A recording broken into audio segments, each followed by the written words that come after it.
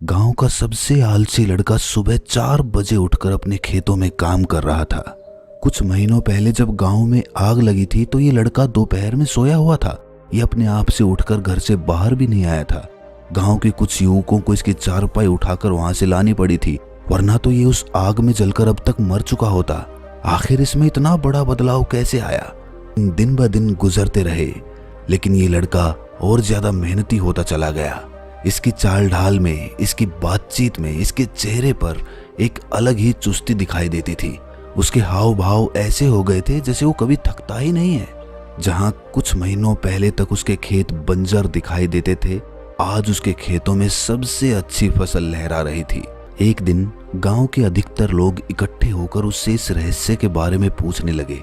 तब उस लड़के ने जिस रहस्य से पर्दा उठाया, उसके बाद हर एक की जिंदगी बदल गई।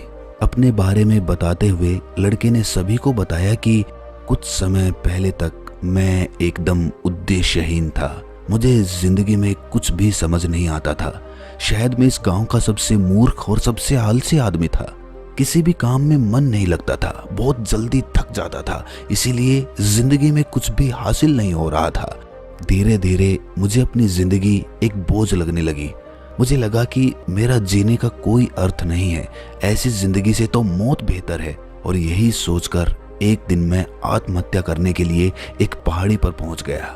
लेकिन जब मैं पहाड़ी की तलहटी में पहुंचा तो मेरे में इतनी भी ऊर्जा नहीं थी कि मैं चढ़कर उस पहाड़ी के शिखर तक पहुंच जाऊं, जहां से कूदकर मुझे आत्महत्या करनी थी।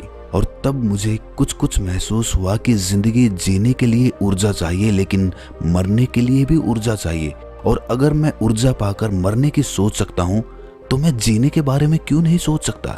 तभी वहां से 3 बुजुर्ग सन्यासी गुजरे, जो कि उस पहाड़ी के शिखर की तरफ जा रहे थे। मैंने उनकी चाल ढाल देखी। वो एकदम चुस्ती से भरे हुए थे, बिना थकावट के वो शिखर पे चढ़ते जा रहे थे। और मैं उन्हें देखकर पश्चाताप से भर गया कि इतने बुजुर्ग हैं, इतनी उम्र हो चुकी है और मैं जवान हूं, फिर भी मैं उनका मुकाबला नहीं कर पा रहा हूं। लानत है मेरी जिंदगी पर। और ये सोचकर मैं वहीं पर बैठकर फूट फूट कर रोने लगा। मैं चीख चीख कर रो रहा था और अपने हाथ उस चट्टान पर बार बार मार रहा था। इसके बाद वो सन्यासी मुझे देखकर पलटकर मेरे पास पहुंचे और मुझसे कहने लगे कि बेटा, तुम्हारी जो भी समस्या है वो समस्या बिल्कुल दूर हो जाएगी। इस पहाड़ी के शिखर पर हम तीनों आश्रम बनाकर रहते हैं। पास में ही जो जंगल है उसमें ऐसी ऐसी जड़ी बूटियां हैं जो तुम्हारे आलस्य को तो क्या, तुम्हारे मन को भी खुशी से और आनंद से भर देंगी। ये सुनकर अचानक वो लड़का रोते रोते स्तंभित हो गया। उसने उनसे पूछा कि बाबा, आपको कैसे पता कि मैं एक आलसी आदमी हूँ? आपको कैसे पता कि मैं अपने आलस्य से परेशान हूँ? मैंने तो आपको कुछ बताया भी नहीं और आपने बिना कुछ पूछे ही जान लिया कि मैं किस चीज से परेशान हूँ। एक सन्यासी ने मुस्कुराते हुए कहा कि बेटा, सन्यासी की आंखों से कुछ नहीं छुपता है। जो असली संत होता है वो देखते ही पहचान लेता है कि इसे क्या समस्या है। मैं तुम्हारी समस्या अच्छी तरह से समझ गया हूँ। तुम हमारे साथ साथ उस पहाड़ी के शिखर तक चलो और वो जड़ी बूटी लेकर अपने घर चले जाना। इसके बाद तुम्हारे जीवन में कोई परेशानी, कोई आलस्य या फिर कोई दुख नहीं रहेगा। पहाड़ी के शिखर तक पहुंचना आसान नहीं था। बार बार वो थक जाता था, बीच में बैठ जाता था, लेकिन जब अपने आगे बुजुर्गों को एकदम चुस्ती के साथ चलता हुआ देखता था तो फिर से मुझे प्रेरणा मिलती थी। और मुझे प्रेरणा इस बात से भी मिलती थी कि आज मेरी जिंदगी के सारे दुख दूर हो जाएंगे, आज मुझे अपना जीवन वापस मिल जाएगा। यही विचार मुझे थकने नहीं दे रहा था और मैं उनके पीछे पीछे उस पहाड़ी की चोटी पर चलता जा रहा था। शाम होते होते हम चारों पहाड़ी की चोटी पर पहुंच चुके थे। वहां पहुंचते ही मैं बहुत ज्यादा उत्साहित था। मैंने झटपट उनसे कहा कि महाराज, अब मुझे वो जड़ी बूटी जल्दी से दे दीजिए। मैं ज्यादा इंतजार नहीं कर सकता। मुझे वापस अपने गांव जाना है जहां मेरी माँ अकेली है। ये सुनकर उन तीनों में से एक सन्यासी ठंडे पानी का लोटा लाते हुए बोला कि बेटा, अभी तो तुम आए हो, थोड़ा आराम कर लो, थोड़ा समय यहीं गुजार लो। उसके बाद जड़ी बूटी कहीं भागी थोड़ी जा रही है। हमें मालूम है कि वो जंगल में कहां पर मिलती है। तुम इंतजार करो, अभी शाम ज्यादा हो रही है। अभी अगर वापस जाओगे तो खतरा हो सकता है, रास्ते में जंगली जानवरों का हमला भी हो सकता है। इसीलिए आज रात यहीं पर तुम विश्राम करो, आराम से सो जाओ। कल सुबह होते ही हम वो जड़ी बूटी जंगल से लाकर तुम्हें दे देंगे। उसके बाद वो जड़ी बूटी ग्रहण करने के बाद जाते समय तुम्हें कोई थकावट भी महसूस नहीं होगी। तुम हवा की रफ्तार से इस पहाड़ी से नीचे उतर जाओगे। युवक ने गांव के लोगों को बताते हुए कहा कि मैंने भी सोचा कि एक रात की बात है, इतने दिन यूं ही गुजार लिए, एक रात इस पहाड़ी की चोटी पर गुजार लेता हूँ। वैसे भी रात हो चुकी थी और सुबह होते ही मैंने वो जड़ी बूटी लेकर वापस आने का निश्चय कर लिया था। मैं उन तीनों सन्यासियों के साथ उस पहाड़ी की चोटी पर खुले आसमान के नीचे लेटा हुआ था। आसमान में तारे टिमटिमा रहे थे, पूरा चांद दिखाई दे रहा था जिसकी चांदनी में वो पूरा जंगल नहा रहा था। लेटे लेटे ही एक सन्यासी ने मुझसे पूछा कि बेटा, तुम अपने जीवन में क्या करना चाहते हो? अगर जड़ी बूटी से तुम्हारा आलस्य दूर हो जाता है, तुम्हें ताकत मिल जाती है, दोबारा से जीवन का एक नया संचार तुम्हारे अंदर पैदा होता है, तो तुम अपने जीवन में क्या करोगे? ये सवाल सुनकर मैं सोच में पड़ गया, क्योंकि मैंने खुद नहीं सोचा था कि मुझे जीवन में करना क्या है। इसीलिए मैंने उनसे कहा कि बाबा, आज तक मैंने निश्चय नहीं किया कि मुझे जीवन में करना क्या है, और आज जब आपने ये सवाल पूछा तो मैं इसका कोई उत्तर दे ही नहीं पा रहा हूँ, कुछ भी नहीं सोच पा रहा हूँ। ये सुनकर वो सन्यासी हंसते हुए कहने लगा कि बेटा, अगर तुम्हें पता ही नहीं है कि तुम्हें जीवन में ताकत हासिल करके करना क्या है, तो उस ताकत हासिल करने का क्या फायदा? इससे अच्छा तो ये जड़ी बूटी किसी ऐसे आदमी को दी जाए जो मानवता की भलाई के लिए, दीन दुखियों का सहारा बनने के लिए अपने जीवन में काम करे, तो शायद इस जड़ी बूटी का कुछ फल हमें प्राप्त होगा। ताकत हासिल करके भी कुछ नहीं करोगे तो फिर हम तुम्हें ये जड़ी बूटी क्यों दें? तीनों सन्यासी आपस में सलाह मशविरा करने लगे और आखिर में एक सन्यासी ने कहा कि बेटा, ये जड़ी बूटी हम तुम्हें यूं ही नहीं दे सकते। तुम अपने गांव सुबह होते ही वापस लौट जाओ और किसी ऐसे युवा को लेकर आओ जो कुछ जीवन में करना चाहता हो। ये सुनते ही मुझे एक धक्का सा लगा। मुझे एहसास हुआ कि मेरे साथ बहुत बड़ा छल हो गया है। अगर इन्हें जड़ी बूटी देनी ही नहीं थी तो ये मुझे इस पहाड़ी के शिखर तक क्यों लेकर आए? मैं इतना थक गया हूँ, इतनी मेहनत की मैंने चढ़ने में, और मेरे साथ इतना बड़ा धोखा कर दिया। लेकिन वो लड़का उन सन्यासियों से कुछ ना बोला। सुबह होते ही वो उन सन्यासियों से आशीर्वाद लेकर उस पहाड़ी से नीचे उतरने लगा और गांव में पहुंचकर एक लड़के को अपने साथ लेकर उस पहाड़ी के शिखर पर अगले दिन दोबारा से पहुंच गया। और इस बार जिस मित्र को अपने साथ वो लेकर गया था, उसे उसने रास्ते में ही समझा दिया था कि तुम्हें उन सन्यासियों से क्या कहना है, जिसके बाद वो हमें जड़ी बूटी वापस मिलेगी। शाम होते होते वो पहाड़ी के शिखर पर पहुंच चुके थे। पहाड़ी के शिखर पर पहुंचते ही तीनों सन्यासी उस युवा को देखकर मुस्कुराने लगे। उन्होंने मुझसे कहा कि तुम तो बड़ी जल्दी वापस आ गए, क्या ये युवक अपने जीवन में कुछ अच्छा काम करना चाहता है? उसके मित्र ने तपाक से कहा कि बाबा, मैं अपने गांव का भला करना चाहता हूँ। मेरे गांव में ज्यादातर लोग खेतीबाड़ी का काम करते हैं। मैं चाहता हूँ कि मैं खेतों में मेहनत करके सबको दिखा दूँ कि मेहनत करने से कितनी अच्छी फसल पैदा होती है, और मैं नई नई फसल की तकनीक उन लोगों को सिखाना चाहता हूँ, जिसके लिए मुझे खुद खेतों में पहले मेहनत करनी होगी और उसी के बाद मैं उन लोगों को नई तकनीक सिखा पाऊंगा।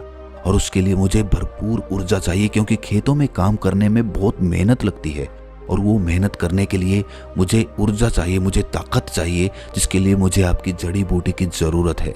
ये सुनकर तीनों सन्यासियों ने आपस में सलाह मशविरा किया और एक सन्यासी पीछे जंगल की ओर चला गया।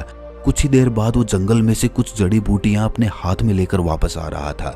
ये देखकर मैं काफी खुश हो गया। मुझे लगा कि अब तो जड़ी बूटियां मुझे हासिल हो गई हैं, अब तो मेरा जीवन बिल्कुल बदल जाएगा, और मैं खुशी से फूला नहीं समा रहा था। सन्यासी ने मेरे पास आकर वो जड़ी बूटियां मुझे देते हुए कहा कि बेटा, कि ये जड़ी बूटियां कुछ शर्तों के साथ ही काम करती हैं। अगर उन शर्तों का पालन तुमने नहीं किया तो ये जड़ी बूटियां तुम्हें फायदा पहुंचाने की बजाय तुम्हें नुकसान पहुंचा देंगी, तुम्हारे जीवन को बर्बाद कर देंगी। जितने दुर्बल और कमजोर तुम हो, इससे भी ज्यादा दुर्बल तुम हो जाओगे। तो सोच समझकर इन जड़ी बूटियों को ग्रहण करना। ये सुनकर मैं अचानक से सावधान हो गया और मैंने उन सन्यासी से हाथ जोड़कर कहा कि महाराज, आखिर वो क्या शर्तें हैं? सन्यासी ने 3 शर्तें रखी। पहली शर्त ये थी कि तुम्हारे जीवन का लक्ष्य एकदम स्पष्ट होना चाहिए। स्पष्ट लक्ष्य होने के साथ साथ अगर तुमने कभी भी अपना लक्ष्य बदला, अपने मन को अपने लक्ष्य से दूर हटाकर किसी और काम में लगा दिया, तो ये जड़ी बूटियां कुछ काम नहीं करेंगी। इसीलिए सोच समझकर अपने लक्ष्य को चुनना, क्योंकि एक बार अगर तुमने लक्ष्य चुन लिया तो उस लक्ष्य से तुम पीछे नहीं हट सकते। दूसरी शर्त यह है कि अपने लक्ष्य को हासिल करने के लिए तुम्हें रोज अपने छोटे लक्ष्य तय करने होंगे। अपने बड़े लक्ष्य को हासिल करने के लिए तुम्हें हर दिन अपने छोटे लक्ष्य हासिल करने होंगे और इसके लिए तुम्हें हर रोज सुबह 4 बजे उठना होगा। क्या तुम ये कर पाओगे? मेरे लिए तो ये कर पाना असंभव सा प्रतीत हो रहा था, लेकिन तभी मुझे ख्याल आया कि जड़ी बूटियां मुझे ताकत देंगी और इन जड़ी बूटियों की ताकत से मैं अपने आप 4 बजे उठ जाया करूंगा। ये सवाल मैंने उन्हीं सन्यासी से पूछा कि महाराज, अगर जड़ी बूटियों में ताकत है तो वो मुझे 4 बजे अपने आप उठा देंगी, ऐसा तो संभव हो सकता है ना? उस बाबा ने मुस्कुराते हुए कहा कि हाँ, जड़ी बूटियां तुम्हारे जीवन में बहुत बड़ा बदलाव लेकर आएंगी। तुम्हें इससे जीवन रस प्राप्त होगा, लेकिन उसके लिए तुम्हारा मन पूरा दृढ़ निश्चय के साथ आगे बढ़ना चाहिए। तीसरी शर्त यह है कि जब भी तुम सोने के लिए अपने बिस्तर पर जाओ तो पूरे दिन को सोचो कि क्या आज तुम अपने लक्ष्य के करीब पहुंच पाए, क्या तुमने आज का जो लक्ष्य था वो पूरा किया। और अगर तुम ये सवाल नहीं करते हो तो सुबह उठने के बाद ये जड़ी बूटी कोई काम नहीं करेगी। दोबारा से तुम्हारा वही थका थका और पकाऊ जीवन शुरू हो जाएगा। ये 3 शर्त अगर तुम मान लेते हो तो ही ये जड़ी बूटी मैं तुम्हें दे सकता हूँ, वरना तो ये जड़ी बूटी तुम्हारे लिए जहर हो जाएगी। मैंने और मेरे मित्र ने हाथ जोड़कर उस सन्यासी से कहा कि महाराज, हम किसी भी हालात में इन 3 शर्तों का पालन अवश्य करेंगे। इसके बाद उस सन्यासी ने कुछ मंत्र पढ़कर वो जड़ी बूटी मुझे थमा दी और इसके बाद हम उस पहाड़ी से वापस लौट आए। ये रहस्य सुनकर सभी गांव वाले बड़े उत्तेजित हो गए। उन्होंने कहा कि क्या ये उसी जड़ी बूटी का कमाल है कि तुम इतने ऊर्जावान रह पाते हो? हमें भी वो जड़ी बूटी चाहिए। कृपया करके हमें भी बताओ कि वो सन्यासी किस पहाड़ी के शिखर पर रहते हैं। ये सुनकर वो युवक जोर जोर से हंसने लगा। ये देखकर सभी गांव वाले आश्चर्यचकित हो गए कि आखिर ये हंस क्यों रहा है। इसके बाद युवक ने जो उस गांव वालों को बताया, उसके बाद सभी गांव वाले फूट फूट कर हंसने लगे। वो इस प्रकार हंस रहे थे कि उनकी आंखों से आंसू टपक रहे थे। युवक ने उनको बताया कि 1 महीने तक मैंने तीनों शर्तों का पालन किया, उस जड़ी बूटी को ग्रहण करता रहा और मुझे एहसास हुआ कि वो जड़ी बूटियां मुझे बहुत ताकत दे रही हैं। और 1 महीने बाद मैं उन सन्यासियों को धन्यवाद कहने के लिए दोबारा से उस चोटी के शिखर पर पहुंचा और उन्हें हाथ जोड़कर कहा कि महाराज, आपने मेरा जीवन बदल दिया। मुझे उन जड़ी बूटियों से बहुत ताकत मिली। पहले दिन तो सुबह उठना मेरे लिए कष्टकारी था, लेकिन बावजूद इसके मैं सुबह उठा, मैंने अपना लक्ष्य चुना और उस लक्ष्य पर पूरे दिन काम किया और रात में सोते समय अपने आप से पूछा कि क्या मैंने अपना वो लक्ष्य पूरा कर लिया। कुछ दिनों तक मुझे ये प्रक्रिया करने में बड़ी कठिनाई महसूस हुई, लेकिन धीरे धीरे उन जड़ी बूटियों की ताकत मेरी नसों में फैलने लगी और धीरे धीरे मुझे एहसास हुआ कि अब मुझे सुबह उठने के लिए कोई प्रयास नहीं करना पड़ रहा है। मैं अपने आप सुबह उठ जाता था, मेरी आंख अपने आप ब्रह्म मुहूर्त में खुल जाती थी और इसीलिए मैं आपको धन्यवाद करने के लिए आया हूँ। ये सुनकर वो तीनों सन्यासी जोर जोर से हंसने लगे। उन्होंने कहा कि बेटा, हमने तुम्हें कोई ऐसी जड़ी बूटी नहीं दी थी जिनमें कोई विशेष ताकत हो। वो तो जंगल की साधारण सी पत्तियां थी, उनमें कोई खास या विशेष ताकत नहीं है। वो ताकत तुम्हारे अंदर है, तुम्हारे लक्ष्य में वो ताकत है जो तुम्हें अपनी ओर खींचता है, जो तुम्हें मेहनत करने के लिए मजबूर करता है। इसीलिए जब दृढ़ निश्चय होता है, जब मन मजबूत होता है, तो तुम्हें किसी जड़ी बूटी की, किसी औषधि की या किसी प्रेरणा की कोई आवश्यकता नहीं रहती है। अगर हम तुम्हें शुरुआत में ही ये सारी बातें बताते तो तुम विश्वास ही नहीं करते। इसीलिए तुम्हारे अवचेतन मन को विश्वास दिलाने के लिए हमने तुम्हें वो जड़ी बूटी दी थी। उस जड़ी बूटी का कोई खास उपयोग है ही नहीं, वो सिर्फ तुम्हारे अवचेतन मन में एक लक्ष्य बिठाने के लिए थी। और एक बार जब वो बात तुम्हारे अवचेतन मन में प्रविष्ट हो गई तो तुम्हारे अवचेतन मन ने अपने आप तुम्हें ऊर्जा प्रदान करनी शुरू कर दी। उसके बाद तुम्हारा अवचेतन मन ही तुम्हारे लिए जड़ी बूटी बन गया था। आज तक तुमने अपने अवचेतन मन की शक्तियां जानी ही नहीं, क्योंकि अवचेतन मन को समझाना इतना आसान नहीं होता है। अवचेतन मन को समझाने के लिए उसे बेवकूफ बनाना पड़ता है। तुम हम पर विश्वास कर रहे थे, इसीलिए तुम्हें इस जड़ी बूटी की बात पर भी पूरा भरोसा हो गया था और इसीलिए उस जड़ी बूटी के माध्यम से वो बात तुम्हारे अवचेतन मन में प्रवेश कर गई और उसके बाद अपने आप चमत्कार घटित होने शुरू हो गए। इसमें ना तो हमारा कोई चमत्कार है, ना ही उस जड़ी बूटी का कोई चमत्कार है। चमत्कार है तो तुम्हारे अवचेतन मन का। अपने अवचेतन मन को धन्यवाद करो, उसे समझो। उसके बाद जीवन में बड़े से बड़ा लक्ष्य हासिल करना सिर्फ चुटकियों का खेल होगा। ये सुनकर सभी गांव वाले जोर जोर से ठाके लगाकर हंसने लगे। सबने कहा कि भाई बेवकूफ बनाओ तो ऐसा बनाओ जिससे कि जीवन ही बदल जाए। तो दोस्तों, कैसी लगी ये कहानी आपको कमेंट सेक्शन में ज़रूर बताना, और अच्छी लगी हो तो इस चैनल को सब्सक्राइब करके नोटिफिकेशन बेल को ज़रूर प्रेस कर देना। तो मिलते हैं अगली कहानी में, तब तक के लिए अपना ख्याल